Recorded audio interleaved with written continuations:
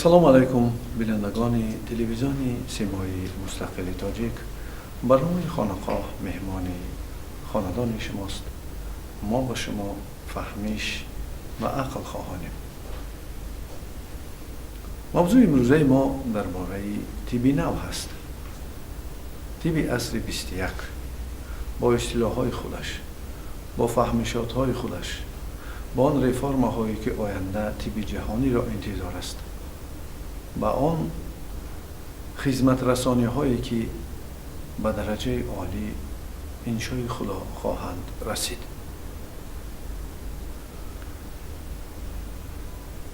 саломатӣ бахт аст. инро албатта пайғамбари гироми дуруд бар ӯ ҳам дарк карда буд ва дар ҳадисҳои мубораки худ гуфта буд. барои ҳамин ҳама чизи дунё ба саломатӣ расида наметавонад. ҳар ҳаловате ки дар дунё ҳаст, ҳар он неъмате ки инсонҳо аз худ мекунанд ва аз он лаззат мебаранд, баробари як дақиқаҳои саломатӣ, эҳсосоту дарки солимӣ шуда наметавонад.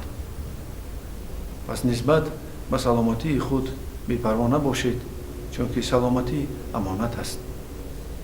ва албатта ин илм дар бораи солим нигаҳ доштани сиришти худ аввалин шуда аз ҷониби парвардигори оламиён бо воситаи паёмбарони ӯ ба мардум расида буд.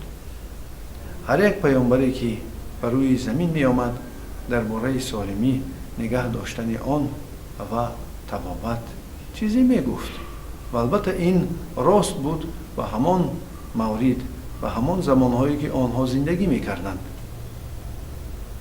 ва чун зиндагии инсон мураккабтар ва мураккабтар шудан гирифт, албатта дар замони паёмбари гиромӣ ҳам дуруд бар ӯ иттилоот омад ва онро мувофиқи талаботҳои ҳозира кард.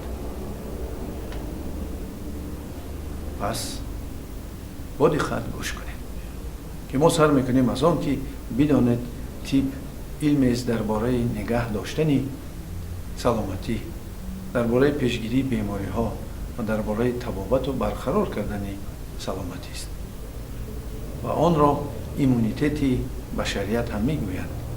ҳар як инсон дар сиришти худ аз ҷониби худои оламиён иммунитет, яъне қувваҳои дифоӣ маъсуният дорад ки мо шуморо муҳофизат мекунад ва аз навсозӣ дар бадан дида мешавад ва барқароршавӣ ҳаст. дороҳои худи бадан ҳастанд. яъне ки инсон ба шакли инстинктивӣ, ғаризавӣ дар худ чизҳоеро дорад ки ӯро муҳофизат мекунанд новобаста аз хоҳиши ӯ. пас ин қувваҳои дифоие ки дар мову шумо ҳастанд акун бо шуурона ки мешаванд, он вақт албатта дигаргуниҳои куллӣ, пешравиҳои аҷибе дар нигаҳдории саломатӣ ва зам кардани он мешавад. барои ҳамин аввалин касоне ки меомаданд дар давраҳои кишоварзӣ, ки мардум кишоварзӣ мекарданд ва аз он зиндагии худро меёфтанд ва дар он вақт фаҳмишотҳои он замон буданд мувофиқи он вақт ки албатта марбут буданд ба қувваҳои бад, ба қувваҳое ки инсонҳоро зиён мерасонданд ва онҳоро ҷамъ ба деву, ба парию, ба ҷину, албастию ҳоказо қувваҳои зидду душман ба инсон водор сохта буданд. ва дар ҳамон вақт тиб ҳамчунин буд. муҳофизат кардани аз ин қувваҳо ва аз вуҷуди инсон берун кардани он. ва онҳоро табиб мегуфтанд, касоне ки ба ин сару кор доштанд. ва албатта онҳо ақида доштанд, дар тибби рӯҳонӣ мегуфтанд қувваҳои бад ворид мешаванд ва вазифаи духтур он қувваҳои бадро пеш кардан буд. ва албатта вазифаи дигаре ки нисбат ба тани инсон буд, он буд ки он вақт мегуфтанд, ақида буд ки 4 унсур аст ки худованд дунёро аз 4 чиз сохтааст ва аз он ҷумла бадани инсон аз ин 4 чиз иборат аст: оташ, ҳаво ва обу хок. дар ҳолати номураттаб шудани онҳо номутадилият сабаби беморӣ мешавад. برای همین وظیفه طبیب در آن زمانهای کشاورزی از این عبارت بود که به یک معتدلیت 4 عنصر را بیارد. و حالا ما میدانیم که مبادله ماده ها هست و ما میدانیم که آن طبیبان چیزی هم میگفتند که اساس های علمی دارد. از آن جمله قواهای پاراسیمپاتیکی که خنکی آرامی بدن را درست میکنند و قواهای سیمپاتیکی که گرمی و کار و فعالیت بدن را انگیزش میدهند و این را پیش گرم و خنک میگفتند. و باز چیزهای دیگری که در عصب انسان ها، در روان انسان ها اثر میرساند و آنها عقیده های ویران بودند و این عقیده ها را آنها به شکل جمع و قواهای ضد انسانی، شیطانی و قواهای که میخواهند که انسان را زیان بیارند مربوط میدادند. و البته این سبب آن میشد که طبیبانی پیدا شدند که با حالتهای گوناگون وادار ساختن شعور انسان آنها را به حال در آوردن، این قواها را بیرون میکردند. پس در دوره کشاورزی چنین بود. طبیب بود که طبابت میکرد و وظیفه آن بیرون کردن قواهای بد از شعور، از هوش، از روانی آدمان بیمار بود که آنها را عزایم خان هم میگفتند و کسانی که نسبت به تن کار میکردند آنها را طبیب‌های گیاهی میگفتند.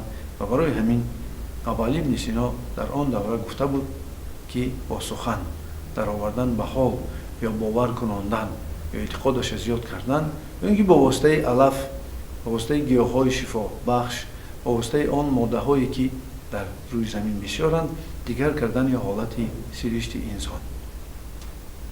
تصور کنید که حالا معلوم است که اسیدوز و الکالوزی که در pH خون می شود در دادن این یا آن گیاهای گوناگون عوض می شده است. پس آنها هم چیزی را می دانستند و علم آنها هم اساس داشت. و نگفته نماند که این 4 عنصری که آریایی ها گفته بودند در تمام دنیا اساس های طب خلقی جهان را تشکیل میداد و در اساس این 4 عنصر طب های جهانی ساخته می شدند. و زمانی آمد که ما دوره صناعتی آن را میگوییم و تکنولوژی پیش رفت و در آن وقت پیدا شدند لابراتوری ها، پیدا شدند تجهیزات های تکنیکی که به جهانی باریک نظر کردند، به جهانی خرد نظر کردند و دیدند که هستند میکروب ها، هستند قواهای دیگری که با نام ویروس، زنبورک ها، الرژن ها، ذرچه های خردی که حتی مثلا بیماری شیزوفرنی رو میگفتند که شیزان های مخصوص ذرچه های هستند که ناراحت میسازند و معده را به این بیماری گرفتار میکنند و حتی که ذره وقت را هم یافتند که آن را خرونوترون میگفتند. و همین طور معلوم شد که در این دوره دادن داروها، مولکوله و اتم ها، ذره های خرد نارسایی در بدن سبب بهبود شدن سرشت میشده است و نیست کردن قواهای بد به واسطه آنتی بیوتیک ها سلامتی را خوب میکرده است. و البته یک آنتی بیوتیک پنیسیلین 10 سال عمر بشریت را دراز کرد. همین طور پیدا شدن دکتران کسانی بودند که در دوره صناعتی، در دوره زواد و فابریکه، در دوره ترقیات فارماکولوژی پیدا شدند و همین داروهایی که کمپانی ها می برآوردند آنها را به مردم همچون دیلر می دادند و اگر که در حالت نادرست بودن سرشت این یا آن عضو را بریده جراحان می پرداختند و سبب نگه داشتن عمر بیمار می شد. حالا همچنین هست. تصور کنید یک تجارت کلانی دارو در روی زمین هست و این از دوره سلامتی است، از دوره صناعتی است، دوره‌ای که در آن صناعت وارد شد و حیات انسان و البته بهبودی ها آورد و ما میدونیم که دکتر از طبیب خیلی زینه بلندتر رو میستند. ولی این معنا ندارد که علمی طبیبان رو استفاده نبریم. آنها هم در جای خود هستند و ما هنوز میبینیم که در جمهوری تاجیکستانی ما طبیبانی هستند که به پیش کردن قواهای بد یعنی عزایم خانی میکنند و به دکتری مشغول هستند.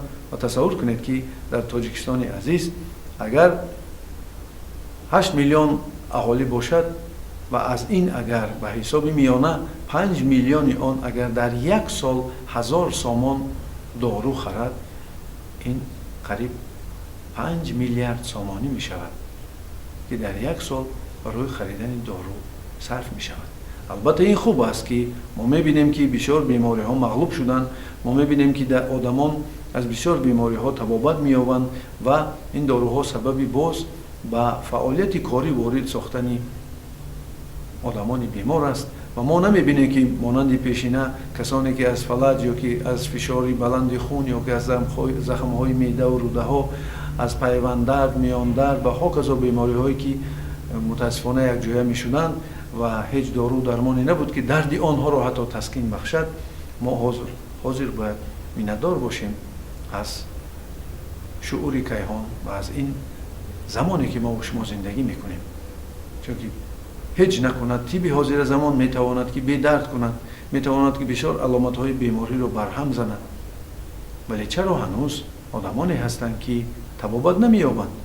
چرا هنوز کسانی هستند که از داروخوری یک چیز شدند و مجبورند باز به قفا برگردند و طبیبی و زمان کشاورزی در آنجا هم آنها رو به حالتهای گوناگونی وادار میسازند که بسیاری ها رو جینمانی کردند و بسیاری ها رو به قواهای جهانی باریک وادار ساختند و آنها سری کلاغه‌شان رو گم کردند، نمیدونند چیکار کنند. خوش خبر با شما، شکر خدا و وطن امن ما امکانیت پیدا کرده ایم که در این ساحه هم ساحه طب خود را به رفرم نوی که در آینده طب را انتظار است وادار سازیم و ما از طرف وزارت تندرستی و حفظ اجتماعی اهالی جمهوری تاجیکستان دستگیری ها داریم و این در برنامه سالمی روانی وزارت دیده شده است و ما متخصص این ساحه هستیم. زمان نو، زمان اطلاعاتی آمد، زمان اینفرماسیونی آمد، زمانی که انسان به اینفرماسیون، اطلاعات و دانش سالمی نیاز دارد. ما متخصصانی که در این ساحه ما در آینده تیار خواهیم کرد، اینها تیپ شناس می شوند. کسانی که مانند بازار را می شناسند، مانند که مالشناس هستند، کارشناس هستند، مانند که جامعه شناس هستند و هاکذا باز کسانی پیدا می شوند که آنها تیپ شناسند. می دانند به کلی که انسان به چی گرفتار است و چی باید کرد. و تیب نو رو تیب اینفرماسیونی، تیب اطلاعاتی زمانی عصر 21 میگویند که ما شما را وادار میسازیم به آن که شما از این تیب بهره برید. تیب است که شما را به طرز عالی و زمانی حاضره تبابت میکند و بدانید و آگاه باشید. تمام بیماری های بدن آموخته شدند، بیماری های سوماتیکی میگویند و بیماری های احساسی را ما علاجش یافتیم. ما بیماری های عقلی رو و بیماری های روانی رو علاجش یافتیم. بیماری های اجتماعی رو راهش یافتیم و بیماری هایی که طبیعت انسان را ناراحت میکنند و البته باز در زینه قرار داریم که بیماری های ارثی میگویند و این را هم راههایش، تکنولوژیش وجود دارد که ما را خداوند مددگار باشه. بدانید حالا شما میایید پیش طب شناس و طب شناس شما رو برنامه سازی میکند، تشخیص درست میماند و شما رو میفهماند چی باید کرد و از دستاوردهای طب جهانی شما رو خبر میکند و راههای گوناگونی که چی در افریقا باشه، چی در استرالیا باشه، چی در امریکا یا اروپا و روسیه باشه، چی در خدای باشه درک میدهد و شما بسیار ارزان و آسان میتوانید تبابت کنید و این امکانات هست. خوش حال تو ای خلق عزیز که باز در این زینه هم آن گنی بزرگی تو که مردم ما در اصل طبیب مجاز هستند با تو با چیزی نوی از جانب شعور کیهان آمد و تو از آن بهره‌مند خواهی شد. انشای خدا. سلامت باشید.